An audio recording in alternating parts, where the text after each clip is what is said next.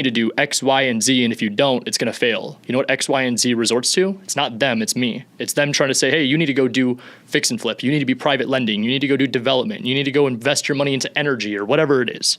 I walk in and I say, what was your life like? Welcome back to Young Money Mindset, hosted by Careccia and Robbie Holycross.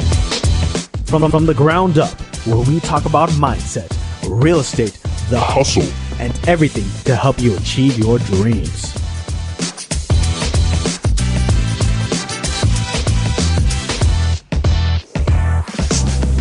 Welcome back to Young Money Mindset. We're super excited to have Ryan Zolin, a guy that I've been following on social media for quite some time, so it's cool to be in studio with him.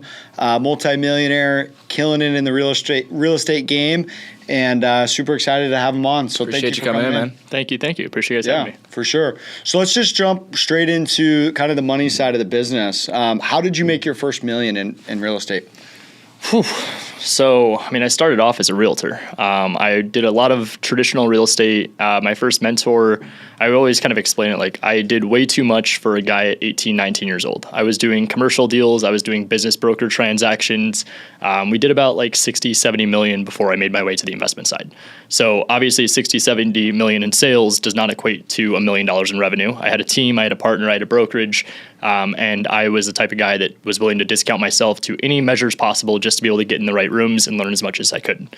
As for the investment in making the first million, it was all through wholesaling. Through wholesaling. Through okay. Wholesale, yeah. And then did you do, because I know at one point you did some fix and flips as well. Yep. Did you make the first million prior to jumping into the fix and flip game, or did you do it after? Because I get a lot of wholesalers messaging us saying, hey, when should I jump into the fix and flip game? Should I focus on wholesaling? Should I be dabbling in the fix and flip? Great question. I was this close before flips. So the flips plus obviously the wholesale, multiple streams of income, and still being an agent mixed together got me to that million.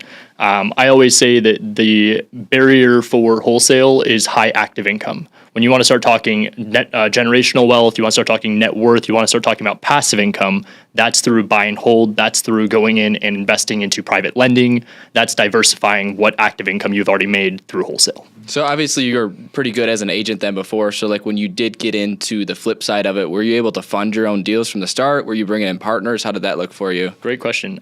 We had multiple. So we had business partners. We had a guy on my team that was running the flips where he was funding it and then I was going and acquiring it. So the split dynamic actually worked out in our benefit, and I got chewed out by a lot of mentors because it probably should have been a little bit of a more favorite split to myself. But what we were doing was I was finding it, sourcing the deal, and then basically selling it with my team for free on the back end. So we were able to give it at cost, and then the flip side within our team was able to make more money, and then we were able to go and then make more profit. So cherry picking the flips out of there and then wholesaling 100%. Off the rest. 100%. Okay, very cool. And that's kind of a similar position to where, we're at today is, cherry picking flips, primarily wholesaling, but also, having that luxury of being able to grab a deal, take it down, take it to the finish line.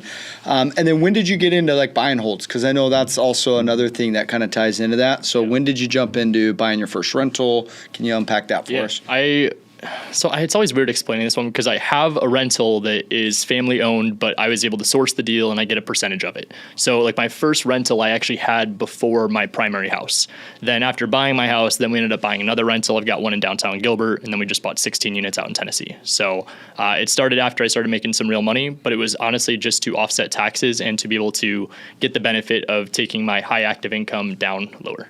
Got it. Okay. And then tell us about the 16 units in Tennessee, because that's always something interesting. I know multifamily is kind of the craze, right? You see a lot of single family guys, residential. That's what everybody's trying to get into eventually, though, right? I'd imagine the barrier of entry out there is quite a bit low. What part of Tennessee is it in? It's a smaller town, so we close on it in a couple days, so I'm going to try to keep it a little low-key. But we've got 16 units, my family members out there, and essentially what it came through was that I've been teaching him wholesaling, agent outreach, all the stuff that we do. He found a local seller.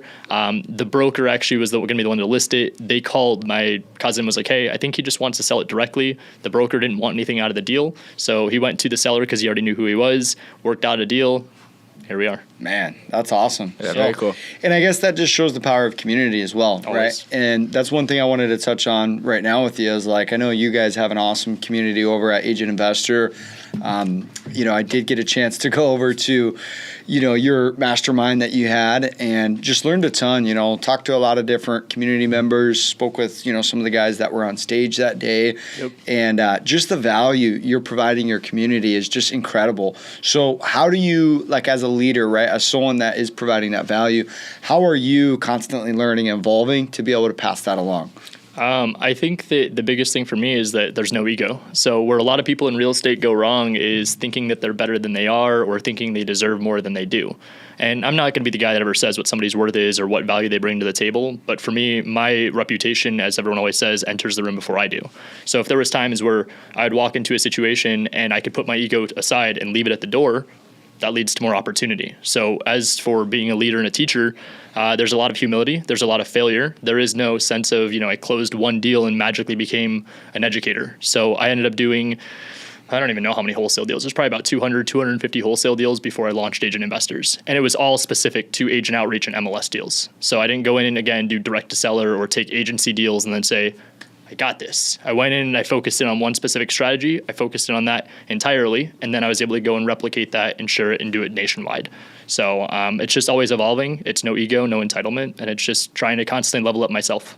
Yeah, to kind of piggyback off of that, I know you were working on a deal with the MBA, and it's more of an educational thing. So a lot of the things that you're teaching are just through experience. And are you still working on the deal with the MBA then? Yeah, so it got paused a little bit because we're trying not to fumble anything. I don't want to be the guy that goes in that's like, hey, I'm trying to figure this out as I go. I'm trying to go in and say we could do X, Y, and Z.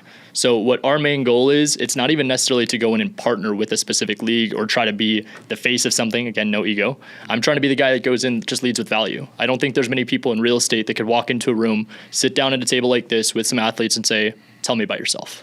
Everyone walks in and they say, you need to do X, Y, and Z, and if you don't, it's going to fail. You know what X, Y, and Z resorts to? It's not them, it's me. It's them trying to say, hey, you need to go do fix and flip. You need to be private lending. You need to go do development. You need to go invest your money into energy or whatever it is. I walk in and I say, what was your life like? What was it like growing up? How did you make your first million? What kind of things do you like about sports? What we can actually unpack is that most of them, they do it because they can provide for their family. Most of the people that I talk to, it's not even really a passion. They're just good at it. They're 6'10". They're 200 Right, they're pounds. good at their jobs, right? They're So good you at go their and do your jobs. job, right? So I want to go in there and I want to problem solve. I want to unpack some things and let's figure out exactly what you're working on and how I could be of service to you. So you're not going in and setting out a game plan and hey, this is how you take 500,000 and turn it into this. It's more of like a mindset of like, how do you control what you've made and continue to prosper in that way then? So it's more just, you're coaching on mindset then more than anything? Mindset, personal development, and then more importantly, teaching them life. At the end of the day, they only know sports. I only know real estate. I have a lot to learn even in the life aspect, but I think together when we sit down, it's a collaborative mentality. So they'll teach me, I teach them. Very transparently, I like sports, so I get cool experiences. I get to go and hang out with them, but I look at them as an equal. I don't look up to them as like, oh my gosh, I'm a fan. I need to be around this person. Can you go do this, this, and this? I go in and I'm like, hey, what's up? How are you? What do you do? What happens, God forbid, you snap a leg on the next play? Too many of them are out there trying to provide and they're trying to take care of their family, which is a great thing, just to make it clear. The downfall is that what they're doing, they're creating wrong expectations and their family is actually becoming a liability. What I'd rather you do, again, this is kind of a narrative, but take a property, take a duplex, go and put a down payment on that property, whatever it cash flows give to the family. So now you've got the asset that's appreciating. You've got the tax depreciation. You've got the cash flow, which you're giving to them, and you've got generational wealth. That is completely different than going and buying a chain and then giving your family $50K a month. Right. I think one thing, and I've never told you this, and I just wanted to fill you in on one thing that I noticed early on is like I was in a video call that you were on and that you were doing like kind of leading this call. And it really ties into the whole partnership because I think a lot of people, in your position, our position, they get to a certain point in their career where they don't want to do the hard work anymore, right? It's like they get to a position where it's like, I don't want to cold call anymore. I don't want to do open houses. I don't want to go and sit down with these guys. I want to hire, leverage, and they just want to sit at the top and kind of pull the levers. And one thing I've noticed, and just from what you've told me with, your potential partnership and doing is like you want to be the guy, right, that still goes in and still talks with them, right? You're not trying to hire a PR person to go represent your company and go in and sit down with the athlete. You want to be the person that does that. And I think that's one thing that should be really kind of, there should be a spotlight on that, right? I think more people should be focused on, don't always try to work your way out of the business. Like there's something, it's okay to be still in the business, to still be involved, but also have those systems and folks in place. And I mean, I'm very big on who, not how. So I've got a guy on my team, Brandon, that I just always make sure it's very clear. I couldn't do what I do without him in the athlete department. So a lot of the relationships he grew up with, their connections of people within him. I do have some connections myself with athletes, but together we create a very beautiful duo. So Brandon 100% takes the lead on a lot of the athlete things. Even yesterday, I mean, he was out with a couple of guys that just got traded over to the Suns, and he was just hanging out with them. I wasn't there. That's 100% on him. But his biggest goal is not even just to go and have the relationship. It's to genuinely help them. And I think that's different than what most people are doing, especially in their world. The amount of times that they get pitched 24/7 of just, you should go do this, you should go do that. Can you come to my kid's birthday party? Can you come to this event? Can you go do this charity thing?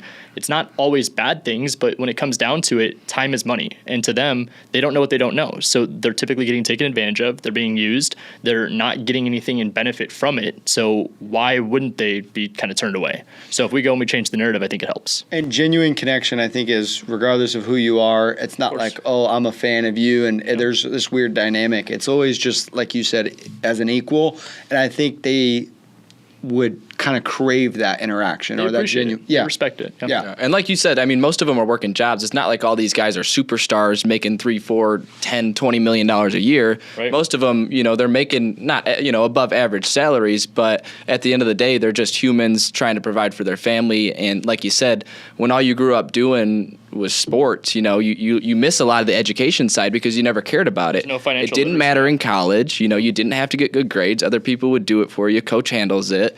So they never had to care, so you're kind of opening that door for them. Yep. One thing I tell our guys all the time, and we try to coach on mindset, is like, who teaches you about money? Usually your parents that don't have any money. Mm-hmm. That's who you learn how, to use all your dad, poor dad. Yeah, exactly. Yeah. It's that exact philosophy. So I guess kind of switching gears a little bit, I'd love to hear more about kind of what kind of kid you were. What was your upbringing like? Because everyone sees the Ryan Zolin today, right? They see the partnerships and the flips, the wholesaling.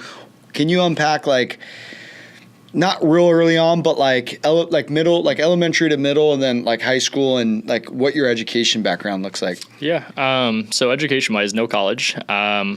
I was good in school up until about high school. I think it's kind of like most of us. Yeah, I was gonna say that's stereotypical. Yeah. I just didn't care. I was the guy that didn't find joy in doing homework or going out and trying to have the best presentation or project in the class. I just wanted to be the guy that was friends with everybody.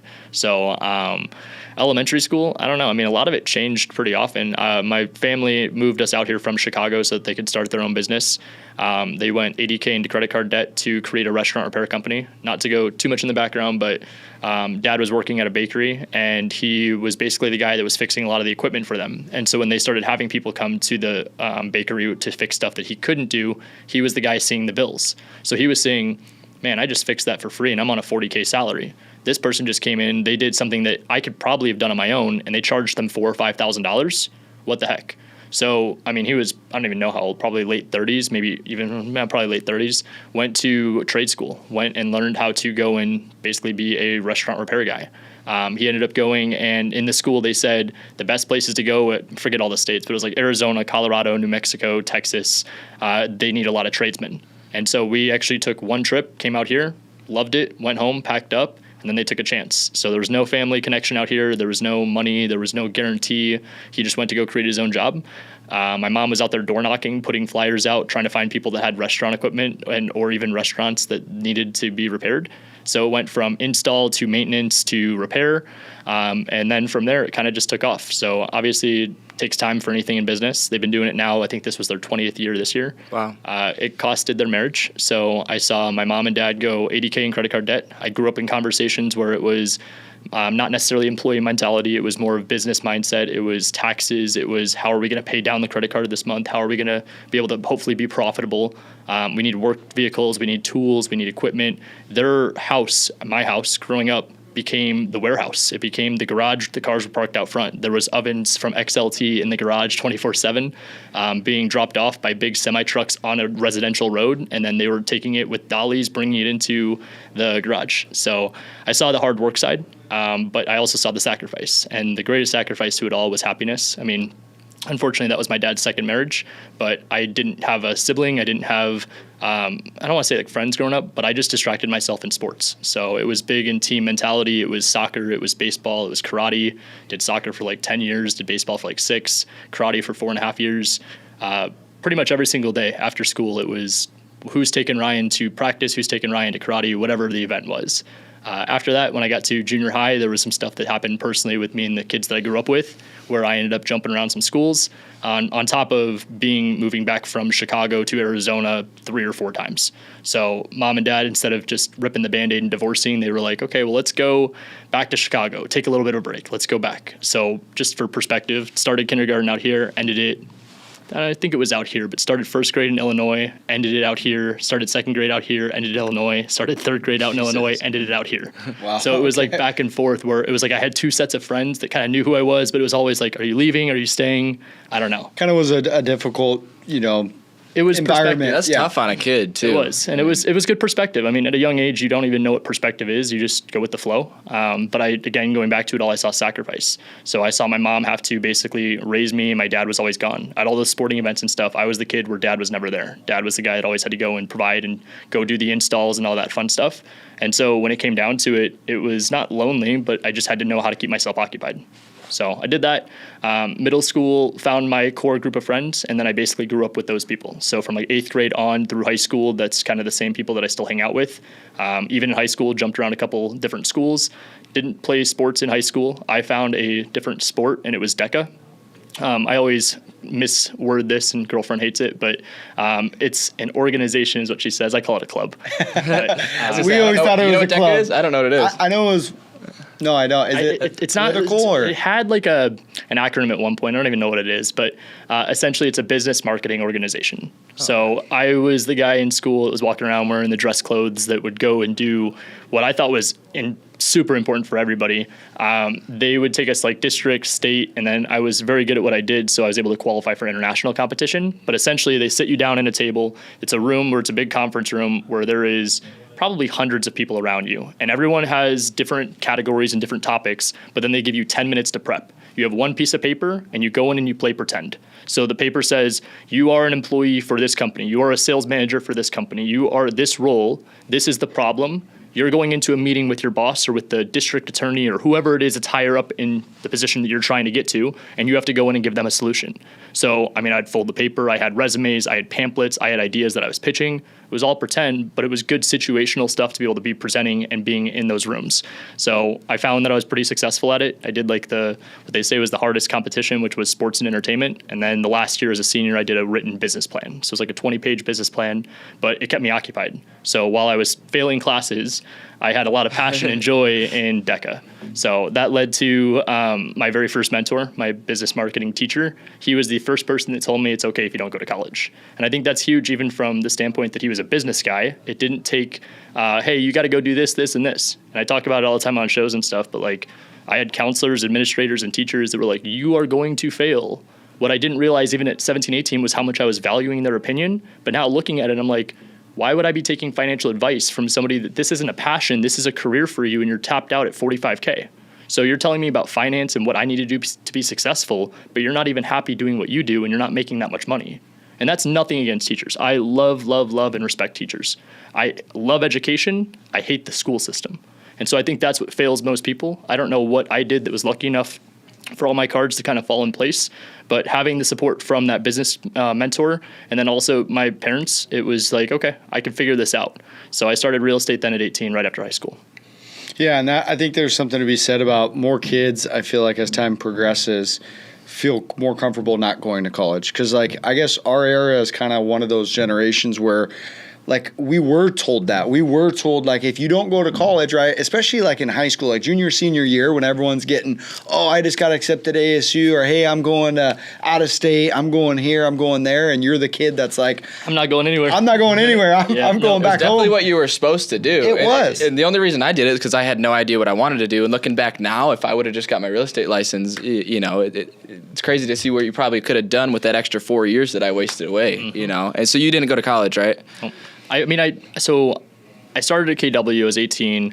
I was there for a few months. I found a mentor that took me under his wing. After I had some stuff to offer to him, I was like, hey, I know how to work leads. I know how to work systems. I know how to get on the phone, which most people didn't know how to do all those three. And I said, I don't want anything from your deals. Anything I bring to the table, it's split 50-50. Anything you do, just continue to do on your own. So luckily, the connection to the guy was that he owns the Hungry Howie's right across from ASU. My dad takes care of the restaurant equipment. So I didn't have any connections in real estate. I didn't have any help. I didn't have any money coming from family. What I had was connections just from my dad being a business owner. So when I reached out to that guy, he didn't need to take the meeting with me. He very well probably thought he was just going to go have a Starbucks coffee with me, sit down and spit some free game, and then this kid would be on his way. So when I sat down and said, hey, can you mentor me? I think I saw the wheels start spinning at 19 years old. But what I always say, just for perspective's sake, I didn't go in and say, I want to be partners. I said, I want you to mentor me. Here's what I bring to the table. And I don't want you to change anything that you're currently doing. What I want you to work on is being the best version of Jeff Dorston like you're already doing. You just need to help me on the deals that I bring to the table. So while I'm taking time, the value I'm bringing is that you're taking half my money. And that was after being on a team that, you know, I closed a few deals in my first few months, made a few $100, and I was like, I could do more on my own. Yeah. So where I was going with it all was that even with him being a mentor, he pushed me to go to college. He told me how hard real estate was. He saw what realtors did, and the success rate is low. So I did go to a community college. I paid for 2 classes in cash. One was social media and marketing, and then one was business development. The business development, I got 104%. The social media marketing, I got kicked out of. So community college was not for me. I tried those 2 classes. It was something just to keep me busy. But then also, as I got out of that, I was able to take a few relationships from the business class, and then I started working part-time while I was trying to get my real estate business up and going. It's funny what you can fail in, because social media is obviously a big pillar for you right now. You know, you've got a big following. It's funny that you can fail a school class in that subject. The teacher was a realtor, and again, I'm not trying to be this guy, but she told me I was going to fail. And so I pulled up her last few sales in front of the class, and I was like, you've sold 2 sales in the last 12 months. Put her on blast, Ryan. What's her name? Yeah. I just stopped showing up, and then by the last attempt of her trying to reach out, she said, I just dropped you from the class. And so it was when I was in front of the class, and I didn't know anything about branding, social media, or anything like that. I had Ryan Zolin Real Estate, and it was a logo I made in Photoshop. I thought I was the shit, whatever. And she's like, oh, you won't succeed in real estate. And so I came back the next class. It was the next week, and I was like, hey, you told me I wasn't going to succeed in real estate, but who are you?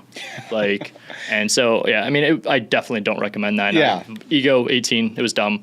But I also realized, again, that was kind of my first eye-opening. I was like, wait, you're older than me, and you're in real estate, and you make most of your money doing this. Huh, interesting. So then it was just more perspective. And I always say now, what I think I failed when I was younger, and what most people do fail, they're taught to respect their elders. 1,000%, that's what you need to do. But respect and perspective are different. Respect is what you should do with people. Perspective is what you need. So perspective was me being like, okay, well, just because you're older doesn't mean you know more. Just because you're older doesn't mean that you know what's best for me. Just because you're older doesn't mean you know how to go make money, or you know how to go do X, Y, and Z that I'm trying to accomplish. So that was kind of the first variation of who, not how, without even knowing the book or anything along those lines. Well, and it's like going back to like looking at results versus just age and wisdom, right? Like there's so many younger people more successful than I that I look up to and take, you know, business advice from. And then there's older people that, you know, I would never listen to what they say. But it's, I guess when you're young, one thing I struggled with, and I'd love to hear your opinion on if you struggled with it, was like when you're early on in business, it's hard to know, right? Real estate, we're blessed that we're in an industry that you can pull numbers and say, hey, look, you know, you've sold X amount in the last 12 months. Mm-hmm. A lot of other industries, they don't have that transparency where, you know, it's really perception is reality. You're kind of making a snapshot judgment based on what they're telling you. So did you struggle with taking advice from people or knowing who to listen to and who not to? Yeah, absolutely. And even in real estate, I mean, perception is still reality. A lot of the deals we do now are on the MLS, but I have other agents represent me. I have agents on my team do the contracts. So you look up my stats, I do better than the average realtor, but most of the stuff that you see doesn't equate to what we've done in volume. So perception is reality is kind of universal. Absolutely struggled with trying to get perspective and advice from the right people. I honestly still struggle with that to this day. So what I've kind of learned and trained myself to do is that life is a buffet. I'm trying to emulate, I think that's the word, a bunch of different people that are out there doing what it is that I want with a specific craft. So for example, I've got some friends that I think have the most amazing marriage. I wouldn't listen to them for business life, but does that mean that I'm just going to cut them out? No, because if I have something to learn from you in life, hopefully what I bring to the table in value is just going to be enough to where I have a seat at the table. So if I can sit down and say, I love how you do this, this, and this with your wife or with your spouse or with whoever, and I respect that, how can I replicate that? You are who you surround yourself with. So if I can take what they're doing successfully in their personal life, I could take what they're doing successfully in their business life, I could take what they're doing successfully in a mix of them, I think that's huge. One thing I've always been kind of curious on, and I'm sure you'd have some cool perspective to share on it, is I had this conversation in the office the other day with a bunch of people. There's probably 15 of us talking about it. But what is your definition of a millionaire? See, some people will say it's you've made $1 million. Some people will say you have $1 million liquid. Some people will say you have $1 million in assets. And if that's what it is, then we know a ton of millionaires. But what is that definition for you? To me, it's just net worth. I don't think that what people... I don't know. I don't even think that question. That's weird. I think liquid, if you have $1 million, great. I think most millionaires that have a liquid million, you're a bad millionaire. That's a fact, yeah. If you've made $1 million, great. How much have you kept? Right. If your net worth is $1 million, I think that's the status. So what I equate to is based on my properties, based off of cash flow, based off of what I currently have. Just to piggyback off that, like I think that is an interesting question, but I think anyone that would disagree with net worth being a millionaire is mistaken, because it's like absolutely it's like who in their right mind is going to leave $1 million liquid especially after we just saw what happened with the banks. Like I don't know, like, where do you keep $1 million? Like do you just keep $1 million and like where under the mattress? But I guess to piggyback even further and really kind of jump into the weeds on like what would you say is like you see like the millionaire persona, the ego, I guess, on that end. What would you say about like The Millionaire Next Door? That was a book I recently read that I think really humbled not only myself, but like me and my fiance read it. And it's like, that to me is what the definition of a millionaire is. It's not you live in a big house. It's not, you drive a super nice car. Mm-hmm. It could be your net worth, but like, what does that look like to you, I guess, is the question. Sure. I mean, just perspective's sake, I like luxury things. We were just talking a minute ago. I like watches and stuff like that. I think that for me, it's not even about money. It sounds very cliche, and I hope it just doesn't get the message like misconstrued here. But I want to impact people. Like I take from kind of what Steve Trang did. He wants to create 100 millionaires. I was one of those that he created. And I always kind of give kudos to those that obviously helped me get there along the way. My goal is to provide well over $1 million in value to those that are in my community and those that are in my ecosystem. So to me, it doesn't even matter about the money. And I think that comes when you start obviously seeing money and you understand the value of it. But then it's just a matter of perspective and how much value are you providing. For me, I know in order to make X amount of dollars, I need to provide X amount of value to the marketplace. So whether that is in real estate deals or in coaching or in passive income or in even different business ventures for that matter, I have to go out there and provide X amount of value. So Millionaire Next Door, I love it. I drive a paid off truck. I'm not a big car guy, so I don't really love the whole Ferrari, Lamborghini, anything like that. Maybe down the road, but I just don't have the appreciation and even love for it to where it makes sense to go and do that. I think that's a huge liability and a risk. And at any time, it's, again, a variable out of my control. I could drive down the street. First off, it lost all its value. Second off, it gets hit by somebody that wasn't paying attention. I'm upset. So why do that? And that's, again, just my personal perspective. But I think that Millionaire Next Door, yeah, I mean, take it easy. You don't need to be the guy. That's kind of how my grandfather was. He was the only real connection we had to real estate, and unfortunately, he passed away my senior year of high school. But he went and bought a couple buildings in downtown Chicago. It was in Roscoe Village, kind of by Wrigleyville. He bought these buildings for $30,000. They're worth probably about 1.1 now. My mom, my aunt are the owners of it. It cash flows like crazy. It's an older building, needs some renovations, but he lived well below his means. He was in the smallest unit inside there was 4, 5, 6 of them, but he was in the smallest unit. He had a garage, but he was renting it from a neighbor down the street. So he did that so he could have more units, more money, more cash flow. You never would have imagined that he had the amount of money that he did. And that was all just because of real estate. So I think the millionaire next door, the mentality of you just need to kind of be humble, that comes with time. I don't think it's often you find that in the younger people. I think a lot of times when people are young and they find success, they're doing all the stupid stuff. They're blowing it on the liabilities. They're trying to impress people they don't like. I don't think that matters. I agree with you, but like one thing, just a personal being vulnerable here with you guys, like the one thing I struggle a lot with is like you work so hard to do all this stuff. It's like at a certain point, when do you enjoy that? And I don't think there is a right answer on that. I don't think it's like, I don't think it's like when you make X amount of dollars, you enjoy it. I think if you could pay for it twice, that's when you do it. I think where people go wrong is that when they have the credit card and they're like, well, I've got 10 grand in the bank and this is only 11,000, I could pay it off. You shouldn't do it. If you can pay for it twice. You could pay for it twice, or the rule I've implemented is if my rental income can pay for it. Even if your cash flow and your passive income can cover your liabilities, that's called wealth. Exactly, and that's where I've taken a step back and really realized and have made the conscious effort to say, hey, I'm taking a short term, a short term play. Let's say, not buying the expensive thing or foregoing this endeavor, and investing that money to in turn take that reward and go enjoy. So 100%. I think that's awesome. One other thing that I really wanted to dive deep on with Agent Investor before we move on is I know it's a community, and I know there's a lot of guys out there. I'm not going to name them by name, but we all know in the real estate industry there's a lot of guys out there that sell courses. There's a stigma around that, whether you fall into that or not. There's definitely a stigma around that, doing that, right? And I think there always has been, but I think really more recently it's gone just to an extreme. And one thing that I really observed was back in June, right? Our business got hit. I think everyone's business got hit. Mm-hmm. We all kind of slowed down, and that's when the courses just seemed to accelerate, right? For sure. So where I'm going with this is, I guess, and one thing, and I really respect, and just to be really clear to our audience, if you need mentorship, I think Agent Investor is definitely a really good platform, and I know what he's done with his students. So just to lay that out, but I think other courses, other communities maybe aren't being provided as much value. So how do you judge a community? How do you judge someone that has a course? If you're out there listening to our podcast, how do you pick the course you want to buy? So first off, you have to see who the person is and make sure that's somebody that you want to try to be like. A lot of the stuff where people go wrong in education, it goes back to ego. I think everybody's going to get up there and tell you why theirs is the best. I'm not going to tell you mine's the best. The only thing I ever say that is biased is that I think mine is the best place to start. The reason being is that wholesaling is a very, very big shiny object syndrome. Absolutely, courses blew up. I don't know if it was right place, right time, or luck of the draw with me, but I launched it April 1st last year. So April and May, we had a huge boom at the beginning.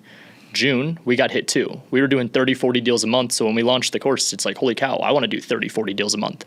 What ended up happening, which I think was even cooler to the people inside my top tier course, they saw a different kind of Ryan that the public doesn't see. They see how am I pivoting? How am I going and changing part of what we're doing? I stayed true to our business model. We turned off flips. We turned off a lot of the excessive spending. We got rid of office. We got rid of a lot of the things that we didn't need, and even bad people in the organization. So what I was able to do was take a step back, be vulnerable with the people as to what was going on. But the transparency, I think, made the cost of the course 10x in value what I was charging. So being able to be behind the scenes with the right people, that was first and foremost. Second, going back to qualifying the people, make sure whoever it is that's teaching, first off, has actually done what they said they're going to teach you. Second, is that somebody that you want to be like? Because what people don't understand about education, it's typically just proximity. There is nothing that I teach. Well, there's, little nitty gritty secrets and stuff like that. But for the most part, there's nothing that I teach that you can't find on social media, whether that's YouTube, Instagram, TikTok, Facebook, wherever it is. A lot of people teach the same kind of stuff. So what you're paying for is what's the variation. I wasn't the first person to wholesale off the MLS. I wasn't the first person to wholesale with an agent. I think I was probably one of the first to double dip. I did it accidentally, getting a commission and an assignment fee on the same deal, but that's with being a licensed realtor. I was transparent with me learning how to do that. I was transparent with teaching what we do differently than I think most people that teach agent outreach and MLS. But again, going to my background with it, I mentioned it earlier in this podcast, but I didn't go do 1, 2, 3 deals and say, guru.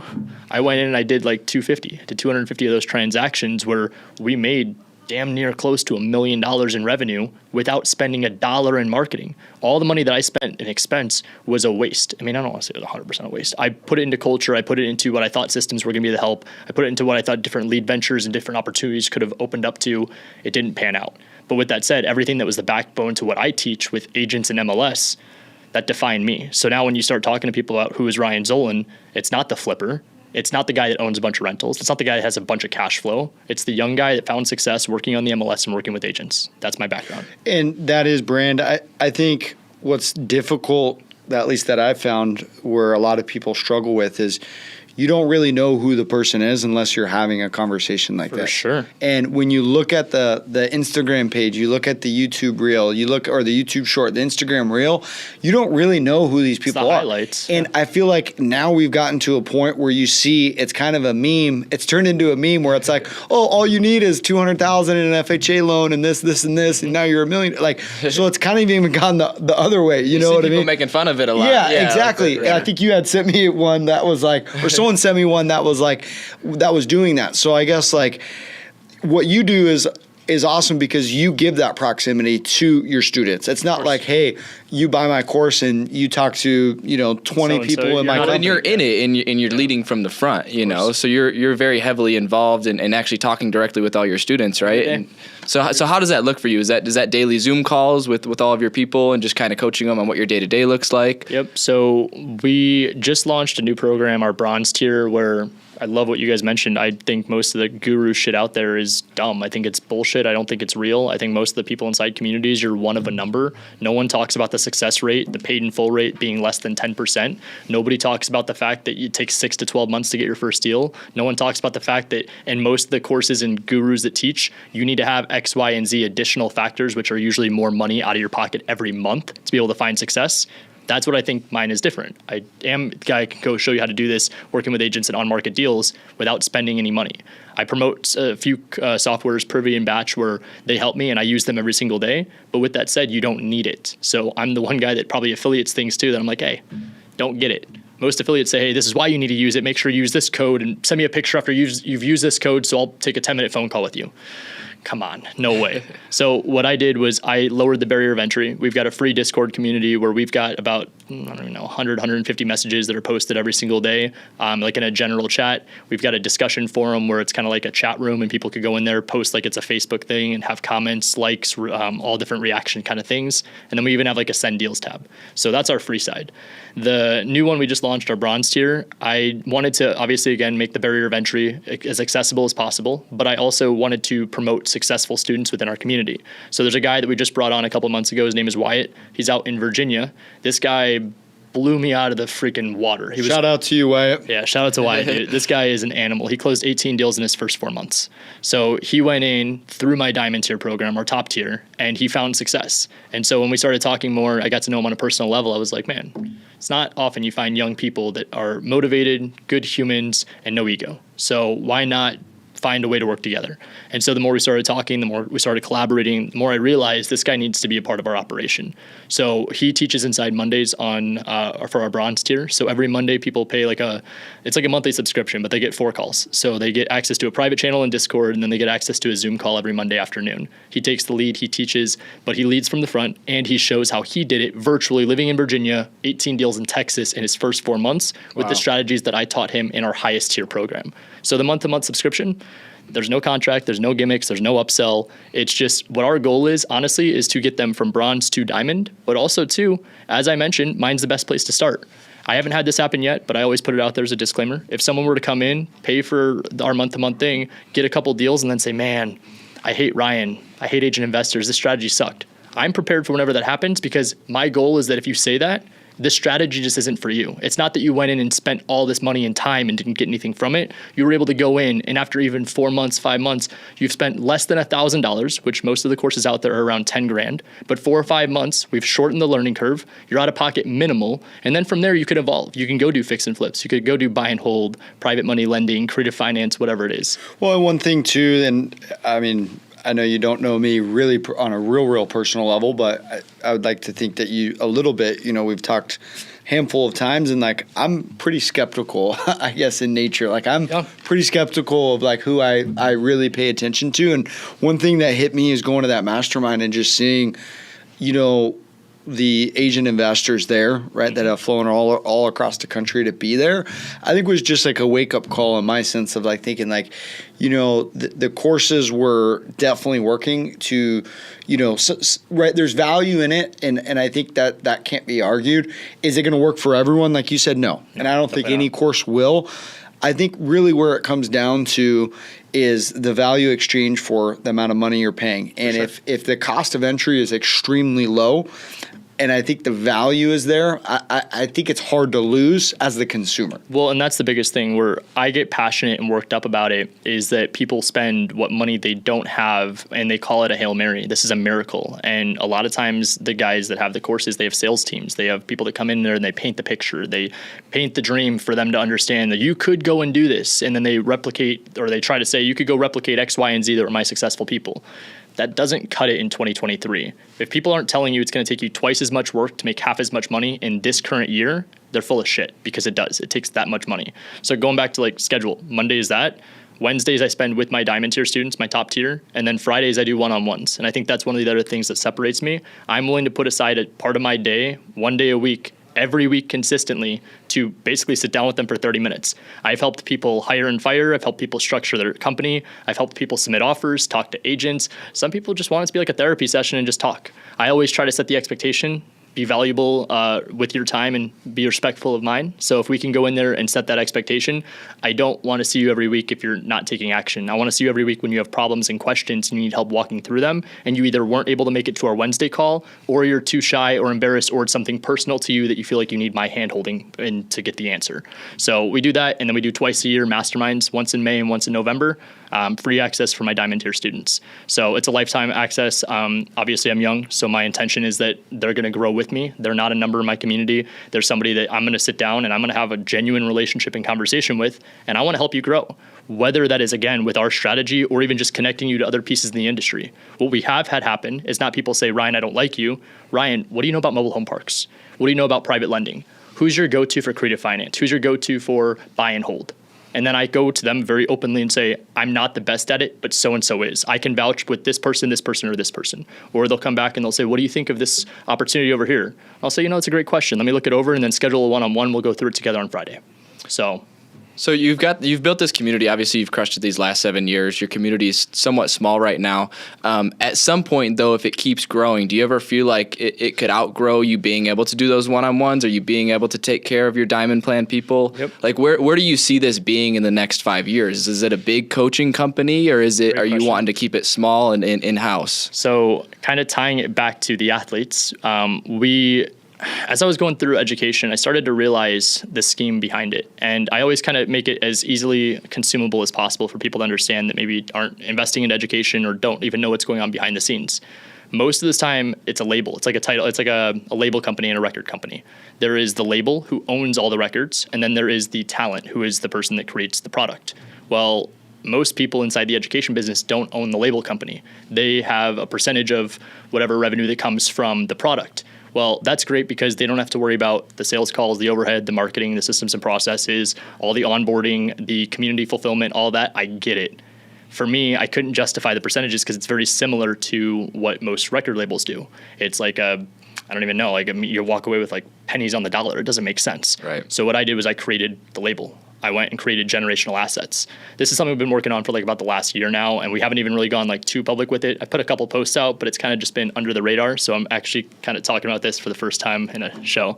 But essentially what I want is affordability. I don't want someone taking their life savings and taking a chance, and then after 6 to 12 months, which is what the normal time it is to get your first deal, they've lost everything. I have to sleep at night, and I've helped I don't know how many people in real estate, and I've seen and I've heard horror stories about people that are, even a couple days ago, there was a guy on my team that was telling me, he's like, hey, I talked to someone that wants agent investors, but they're like $50K in credit card debt. You know what I told them? Don't buy it.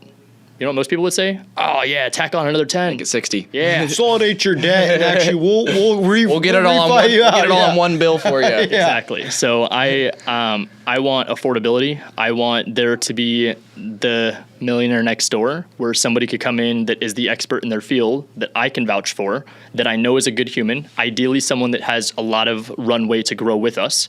But then I could say, if you want to learn anything in real estate, I got you. Generational assets, hover over real estate, you'll scroll down, you'll see there's agent investors. Right now, our second product, which we're working on, is Mavro. Mavro is Anthony Pappas. Shout out to him, land guy, launched a free course. He's got over 650 people that signed up in his first couple months.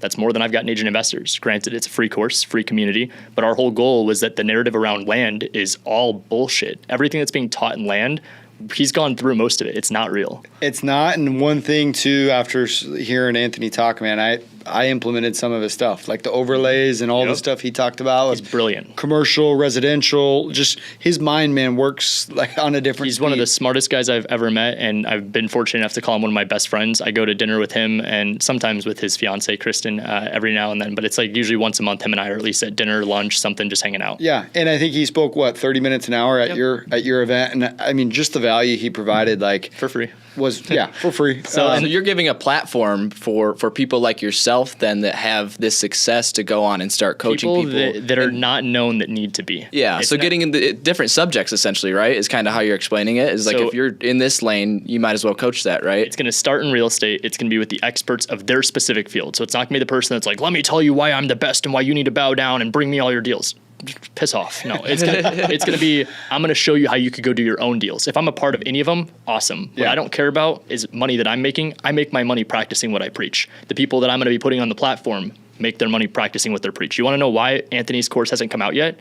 Dude's building a company. Dude's building a brand. He's already known as the land guy, and I could vouch for him all day long. When it comes to land, I would put him up against anybody else in the industry with land, and I think he's going to beat them. If he doesn't, he's giving them a run for their money. And I would say the exact same thing for me with agent outreach and MLS. If I'm not the best, I'm giving whoever it is a pretty damn good run for their money. Love it. So I want all those people in real estate, and then we branch out. Then it becomes financial literacy. Then it becomes, how do I invest into stocks? How do I invest into, like for example, my financial advising company? How do I go create an LLC? How do I go have a bookkeeper? How do I go and create an actual business? Then private equity. Exactly. Yep. So it's going to lead to a financial literacy platform down the road. And then in a perfect world, it's going to compete against trade schools and colleges. So when you're out of high school, you're 18 years old, don't go get a $40,000 loan. Go and invest $500 to $1,000 into a financial literacy platform that will give you X, Y, and Z to get started. Here's how you create an LLC. Here's how you understand what basic terminology of a return on investment, net operating income, profit and loss. Here's how you can go in and create active income. If you want to go learn real estate, it's over here. If you want to go learn stocks, it's over here. If you want to go learn how to do crypto and NFTs and all of that, if it's legit down the road, over there. So we don't know yet, I guess. Yeah, we're still figuring that one out. I'm really good at losing money in that. Way too new. So I'm not the guy, but I could show you all the different ways that like you could go in there and be a self-made entrepreneur. I think, again, going back to educational system failing people, it's because they don't have options. They go in and they're thinking that they're supposed to do it. Who's going to be the Dave Ramsey of generational assets? Who's going to be the guy in there? Are you going to have the guy in generational assets that's going to be like anti-debt, like, hey guys, like go out there and It's tough because like at the age that I'm at, I can only expose myself to so much, and where I make my primary focus is the people that have invested into me, and then obviously those that are in my operation, and then those in my close circle. So as I'm fortunate enough to be on shows like this and out on stages and even traveling around meeting with the athletes, I'm going to be introduced to a lot of very, very amazing people. And so as I find those people, I will make sure to vouch them. I will make sure they're accredited, all that fun stuff. But then we'll bring the right people in. It's a marathon, not a sprint. My goal, if I had to give you a time frame, is about 7 to 10 years. 7 to 10 years, I want this to be up and going, competing against Teachable, Masterclass, all those. I mean, you can go on there and find Steph Curry teaching you how to shoot a basketball. That's awesome if you want to spend whatever $100 to go learn how to do that. The odds of you being able to do that also depend on your physical skill. What I want to show people is how they can go and do things with literally no information or no background in business or real estate, and I can just give them the blueprint. Very cool concept. Sweet. So it sounds like, agent investors is an awesome community, and I think there's a lot of value to be said on that. What are you doing right now? What does the makeup of your team look like? What does your organization look like? Yeah, great question. So I learned that I need to do disposition. So I have the relationships, so I'm the one that can sell the deals. We had a deal actually even that just closed today that we thought we had a deal locked up. It was supposed to be like 80, 90K rip. ended up making like $5,500. But the thing that ended up saving it was that the guy we thought we were going to be able to sell the deal to, it was a friend of a friend, wholesaler guy, and he couldn't come through on the deal. He told us he could, sign the assignment, non-refundable earnest money, never deposited it, never closed on the deal, just kind of ghosted us. I was fortunate enough that through the relationships I have and disposition being one of my skill sets, I was able to save the deal. It's only $5,500, but a deal's a deal. And more importantly, when I tell somebody I'm going to close on it, my reputation is going to be what withholds. So I do dispositions. My girlfriend does transaction coordination, administrative work. I kind of just explain like life assistant, anything and everything. Right now, what I was just checking during that break was we had Cox Internet going to fix the stuff at the house. So she's like, got this all figured out, got this. You have a meeting coming up afterwards. You got this going on. What do you want for dinner? I'm like, oh my God, I love you. What a beautiful thing. I love you. I love you. I love you. Just handle it. Yeah. Thank you. So life assistant, Amber, myself, dispositions. I've got 3 acquisitions guys, and then I've got a couple salespeople for community and education stuff. But even then, I always tell them like the salespeople just kind of tee it up, and they handle a lot of the texting. By the time it makes it to a phone call, I actually have a lot of the people that do my acquisitions be able to go in throughout the day whenever they've got free time to answer any of those calls or scheduled appointments. The reason being is that what better way to get transparent answers than from the people that have directly learned and worked with me, without it being obviously a huge distraction. So I say all that also leading into we did 9 deals in the last 6 days. So it's not like production is not there. We're not trying to be the guys that are just saying, go do this, and we're not actually practicing what we preach. So 9 deals is a mix of Arizona and Florida, MLS, and agent outreach. So we kind of just keep lean. We stay quiet. My buddy Templeton says this, and I love his quote, but he said that his quote of the year is high margin, low noise. And so what I like about that is that if you are talking about low noise, that means you're not going on social media trying to be like, this is why I'm the best, and this is what you have to do. Yes, I run ads, I have marketing, I do shows like this, we post clips, but my entire focus isn't even content. I don't like social media. I think it's all fake. I think it's the highlight reel. What I want to do is show the transparency. So I could do that in my community. I could do that with the people that are in our ecosystem. And when they believe in me and they trust in me and they could see our proven track record, thank you. Let me show you why this is awesome. And so that's our entire goal and focus. It's a mix of agent investors doing deals, and then we have multiple streams of income from rentals we've got, from private lending, and then we've got some flips that we do here and there. That's awesome, man. And I agree with you, staying lean and mean. I think social media can definitely be, smoke and mirrors. I think everyone knows that. I guess really the thing I struggle with too is like when you do see, like, let's say a disposition company, for example, right? There's tons of them out there.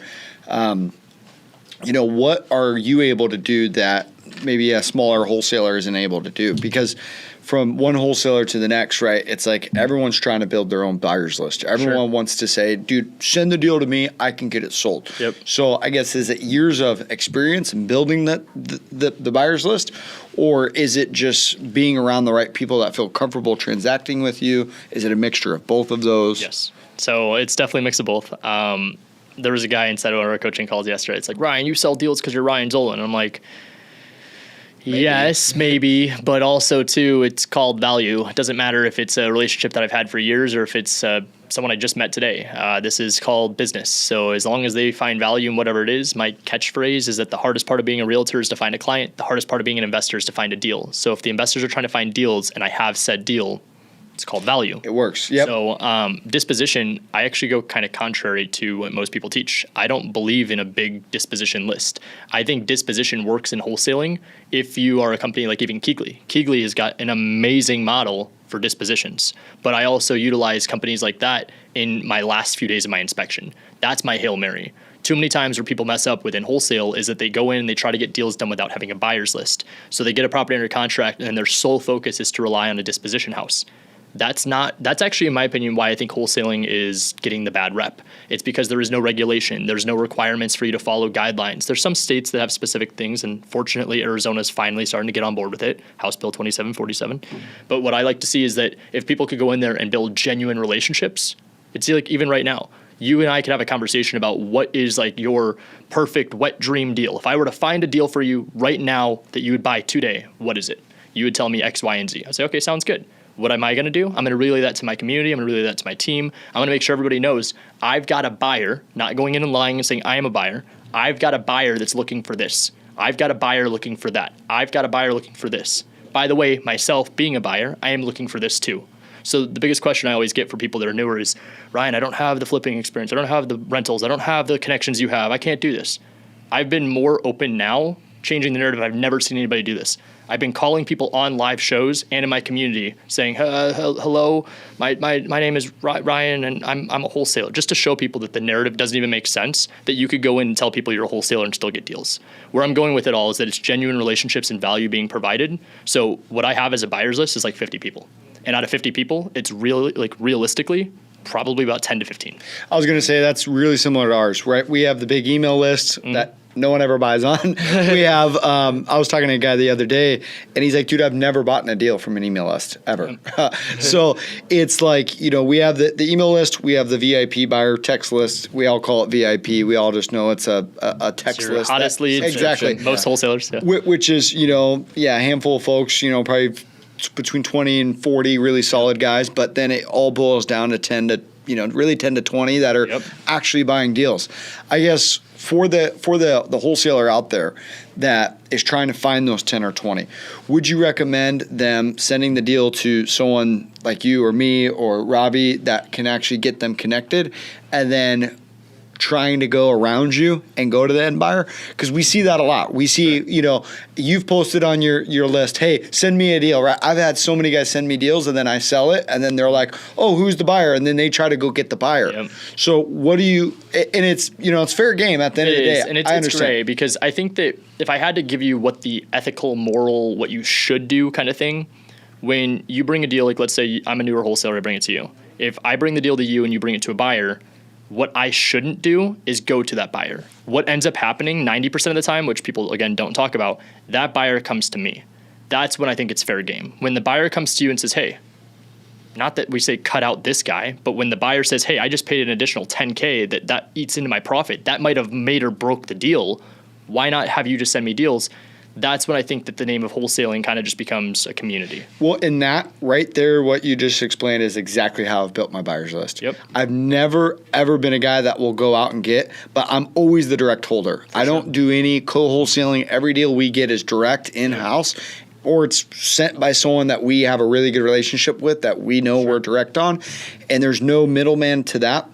And the buyer ends up going around some of the bigger companies. And that happens all the time, dude. Like literally on every deal we do in Arizona, there is not one case I could tell you out of even those 9 deals we've done in the last week that I could tell you where we haven't been contacted by somebody in the transaction. Ironically, most of them was actually one of the other wholesalers, because in Arizona you usually have 3 or 4 on it. But we had a number of them that came to us that were like, hey, how'd you acquire the deal? And I was like, oh, that's new. Interesting. Yeah. Agent outreach. And they're like, oh, what's that? I'm like, holy cow. Where are you? Let's talk. So I think that what it comes down to is 10% of the people do 90% of the business. And if you understand that 10% know each other, don't be surprised when you wholesale a deal and it gets wholesaled to somebody you already knew. Don't get upset. Don't let the ego go there. Just understand you asked for a price and you got it. Where it usually gets frustrating for people that are wholesaling is when this wholesaler talked you down in price just to insert their fee in to be able to bring it to a buyer you knew. So if you can understand the value in that is that when someone brings you a deal, it's a yes or no, or I may have somebody else interested. Let me see what I could do. That's what the conversation needs to be. It's value. It's going in telling people transparently, I'm not the buyer. I have somebody interested. Are you okay if I send it to them? And that only works. I tell, wholesalers come to us all the time. I tell them I'm the buyer only works one time, right? Once you burn a wholesaler is saying that you're the buyer and you go wholesale it. Purely relationship. Exactly. And then no one believes you're actually the buyer because the last deal you did, you were wholesaling it. So it's the safest position to be is when you are a disposition wholesaler and the expectation is that you're just going to help them disposition the deal. So that's where I think the disposition model is phenomenal. But what people need to understand, it is all relationships and it's all branding.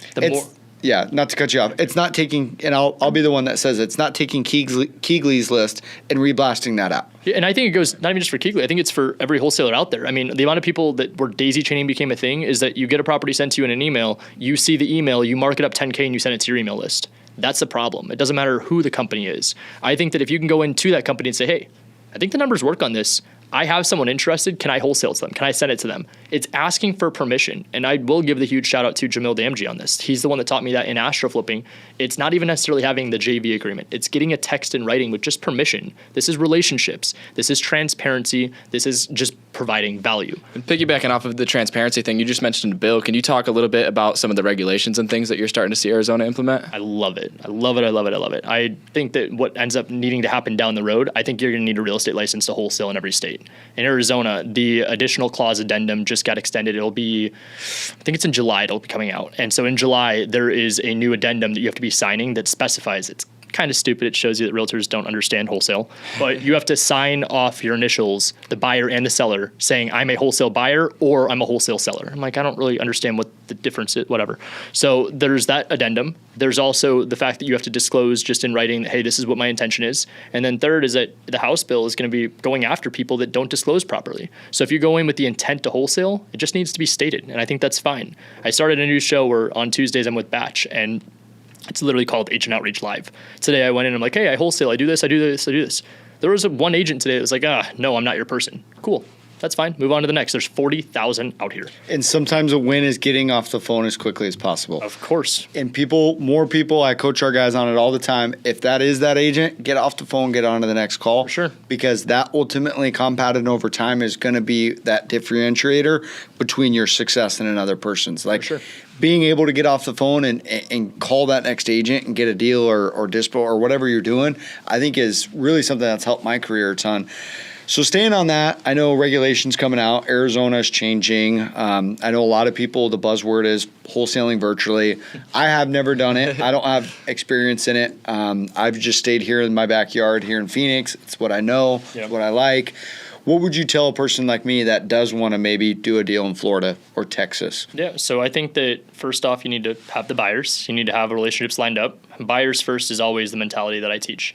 You go in there and you have to qualify them. You have to find out, are they wholesaling? And it's not bad if they do. I'm not like a couple brokerages that I won't name that you can't go in there and wholesale deals, but they're wholesaling. So what I'm going in and doing is I'm telling people, I just want to know what your buy box is and I want to see your last few deals. That eliminates the fact that if you're a wholesaler, you can't provide your last few deals. So if they go in and they say, oh, well, this is my partner's deals. Awesome. This is called expectations. So now when I send a deal to you, it's not the expectation that you're going to buy it. It's the expectation that you have a buyer. So first off, have your buyers. Second, understand your market. You need to know the market research. In Arizona, your backyard, you know if you cross this street over here, bad. You know over here in this pocket, specific people will buy this. You know over here, we've got this specific buyer, investor, or wholesaler that has amazing relationships. So you've got to find those pockets and know where people are trying to be, what's desirable, what's not. And then from there, then we start worrying about the acquisition. I think if you can reverse engineer the process first, it makes it so much easier to follow that anybody could do it. I barely passed high school, and yes, 7 years in, I hopefully sound good at what I'm doing. But if people don't understand from when I first started wholesaling to where I'm at now, night and day. So what it came down to was failure, trying different things and them not working, but then understanding what the fundamentals were. Finding a buyer first, understanding your market, and then knowing what strategy for acquisition. So agent outreach, MLS, direct to seller, JVing deals, co-wholesaling. There's all different strategies. You just got to find what works for you, and more importantly, what works for your buyers. Would you say agent outreach is less in other states? Yes. Compared to, okay. Yes. Because I can't tell you how many agents I've talked to in Arizona that are like, I get 20 of these calls now. Mm-hmm. F this guy named Ryan Zolin.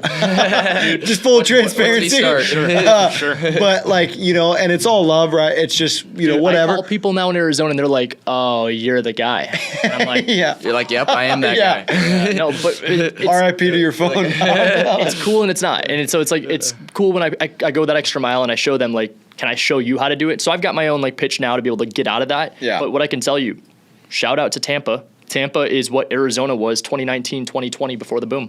So right now, I mean, there was a deal we got $150K off list price. There's agents that we reached out to. Today I did Tampa on Agent Outreach Live with Batch. Amazing conversations. Very first phone call I made, girls with offer pad. She's like, I've got 2, call me next week. I'm like, huh.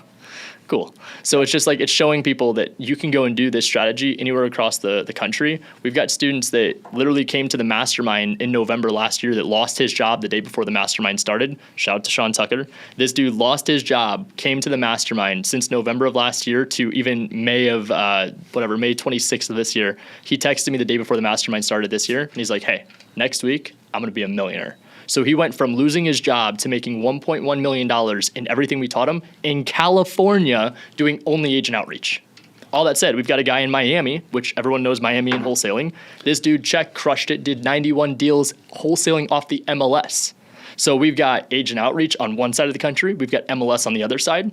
It goes to show you everywhere in between, just find what works for you. And do you need to go be the person that does 30 to 40 deals a month? Absolutely not. The minute you start comparing yourself to other people, one, you've already lost the game, but two, you've set unrealistic expectations. Especially within this strategy, if you close one deal a month making $10K, that's $120,000 a year. That's 6 figures. Why is the average income in this state, or this country for the matter, $50,000? And that might even be on the high side. So 50K is what people make going and putting in a 9 to 5. You could go make 120 with one deal a month. One deal. Now the only challenge you have left is offset your taxes. That's it. You can Some fun stuff.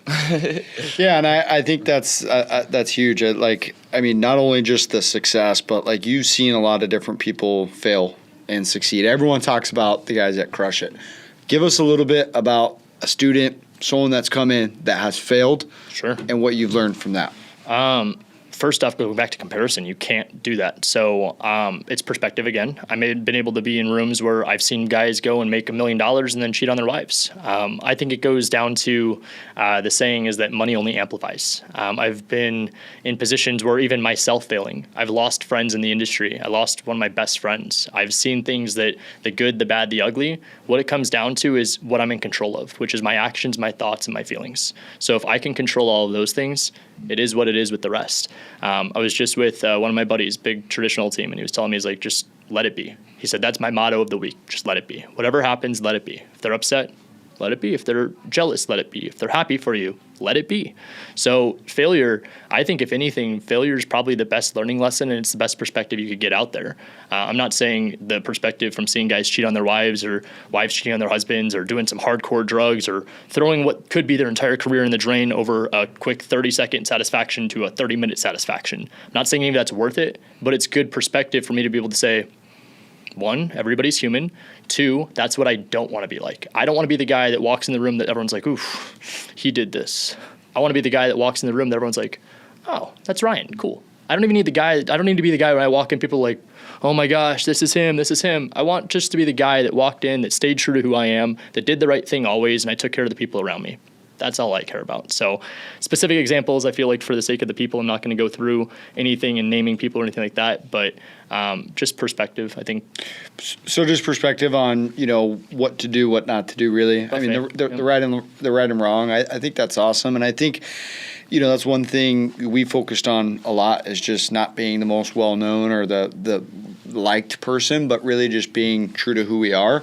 And that's all really you can be. You need to be really good at one thing in real estate. And I don't know why people don't talk about that either. Everyone, again, says they are the best wholesaler, fix and flipper, creative finance, developer, whatever it is out there. And it's like, holy cow, I know you do nothing. Like, Yeah. Like when somebody goes in there and say, oh, yeah, I'm a wholesaler. I'm like, oh, cool. What do you do? Like, what strategy? Oh, I do agent outreach. Nice. Yep. Oh, okay, I do direct to seller. I do door knocking. I do this. Beautiful. Let's have a conversation. Let's just talk about it. Well, and to take that further, and we can, in conclusion here, is like, I think being good at one thing, but also being good at one thing. Like for us, it's cold calling. Mm-hmm. That's how we get business, Absolutely. Right? It's not like we're doing direct mail, cold calling, social media. Like all of this is just ancillary. It's not even something we focus on. Cold calling is how we get deals. Mm-hmm. That's our one pillar. So it's the one thing we do, but it's even more niche down to that one pillar. And I think it's what you just said. I mean, it's maybe even taking a step further. It's not being just good at something. It's being great at one thing. And I love Walter Payton said this. It was a great quote.